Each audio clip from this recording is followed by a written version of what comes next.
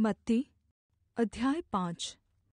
वह भीड़ को देखकर पहाड़ पर चढ़ गया, और जब बैठ गया तो उसके चेले उसके पास आए, और वह अपना मुँह खोलकर उन्हें यह उपदेश देने लगा। धन्य हैं वे जो मन के दीन हैं, क्योंकि स्वर्ग का राज्य उन्हीं का है। धन्य हैं वे जो शोक करते हैं, क्योंकि वे शान्ति पाएंगे।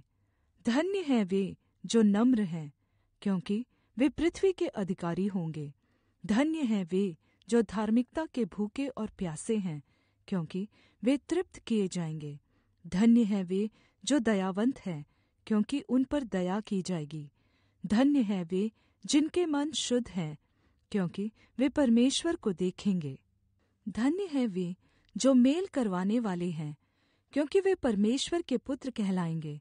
धन्य हैं वे जो धार्मिकता के कारण सताए जाते हैं, क्योंकि स्वर्ग का राज्य उन्हीं का है। धन्य हो तुम जब मनुष्य मेरे कारण तुम्हारी निन्दा करे और सताए और झूठ बोल बोलकर तुम्हारे विरुद्ध में सब प्रकार की बुरी बात कहे। आनन्दित और मगन होना, क्योंकि तुम्हारे लिए स्वर्ग में बड़ा प्रतिफल है, इसलिए कि उन्होंने उन भविष्यद्वक्ताओं को जो तुम से पहले थे इसी रीति से सताया था। तुम पृथ्वी के नमक हो, परन्तु यदि नमक का स्वाद बिगड़ जाए तो वह फिर किस वस्तु से नमकीन किया जाएगा? फिर वह किसी काम का नहीं, केवल इसके कि बाहर फेंका जाए और मनुष्यों के पैरों तले रौंदा जाए। तुम जगत की ज्योति हो। जो नगर पहाड़ पर बसा हुआ है वह छिप नहीं सकता, और लोग दिया जलाकर पैमाने के नीचे नहीं परन्तु दीवट पर रखते हैं, तब उससे घर के सब लोगों को प्रकाश पहुँचता है। उसी प्रकार तुम्हारा उजियाला मनुष्यों के सामने चमके, कि वे तुम्हारे भले कामों को देखकर तुम्हारे पिता की जो स्वर्ग में है बड़ाई करें। यह न समझो कि मैं व्यवस्था या भविष्यद्वक्ताओं की शिक्षाओं को लोप करने आया हूँ। लोप करने नहीं, परन्तु पूरा करने आया हूँ। क्योंकि मैं तुमसे सच कहता हूँ कि जब तक आकाश और पृथ्वी टल न जाए, तब तक व्यवस्था से एक मात्रा या बिंदु भी बिना पूरा हुए नहीं टलेगा। इसलिए जो कोई इन छोटी से छोटी आज्ञाओं में से किसी एक को तोड़े और वैसा ही लोगों को सिखाए, वह स्वर्ग के राज्य में सबसे छोटा कहलाएगा। परन्तु जो कोई उनका पालन करेगा और उन्हें सिखाएगा, वही स्वर्ग के राज्य में महान कहलाएगा। क्योंकि मैं तुमसे कहता हूँ कि यदि तुम्हारी धार्मिकता शास्त्रियों और फरीसियों की धार्मिकता से बढ़कर न हो, तो तुम स्वर्ग के राज्य में कभी प्रवेश करने न पाओगे। तुम सुन चुके हो कि पूर्व काल के लोगों से कहा गया था कि हत्या न करना, और जो कोई हत्या करेगा वह कचहरी में दंड के योग्य होगा। परन्तु मैं तुमसे यह कहता हूँ कि जो कोई अपने भाई पर क्रोध करेगा वह कचहरी में दंड के योग्य होगा, और जो कोई अपने भाई को निकम्मा कहेगा वह महासभा में दंड के योग्य होगा, और जो कोई कहे अरे मूर्ख, वह नरक की आग के दंड के योग्य होगा। इसलिए यदि तू अपनी भेंट वेदी पर लाए और वहाँ तू स्मरण करे कि मेरे भाई के मन में मेरी ओर से कुछ विरोध है, तो अपनी भेंट वहीं वेदी के सामने छोड़ दे और जाकर पहले अपने भाई से मेल मिलाप कर, और तब आकर अपनी भेंट चढ़ा। जब तक तू अपने मुद्दई के साथ मार्ग में है, उससे झटपट मेल मिलाप कर ले।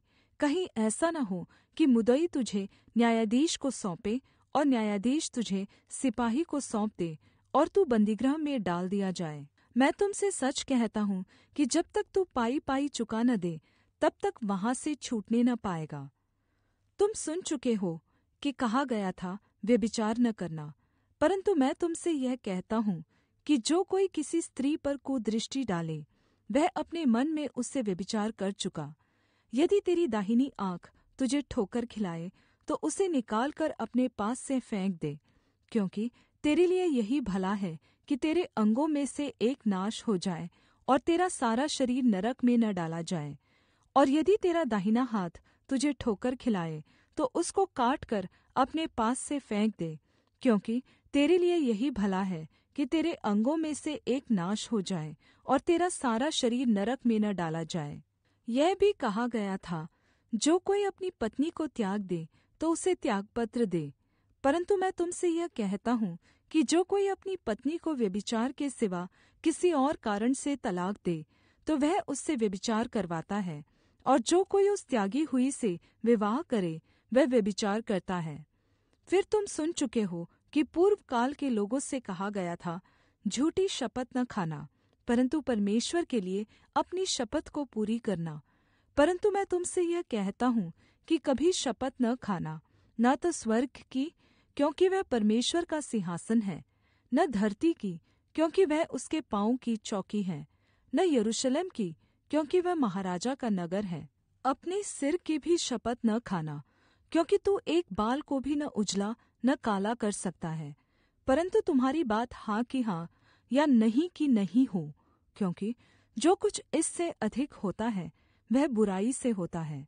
तुम सुन चुके हो कि कहा गया था कि आँख के बदले आँख और दाँत के बदले दाँत। परन्तु मैं तुमसे यह कहता हूँ कि बुरे का सामना न करना, परन्तु जो कोई तेरे दाहिने गाल पर थप्पड़ मारे, उसकी ओर दूसरा भी फेर दे। और यदि कोई तुझ पर मुकद्दमा करके तेरा कुर्ता लेना चाहे, तो उसे अंगरखा भी ले लेने दे। और जो कोई तुझे कोस भर बेगार में ले जाए, तो उसके साथ 2 कोस चला जा। जो कोई तुझ से माँगे, उसे दे, और जो तुझ से उधार लेना चाहे, उससे मुँह न मोड़।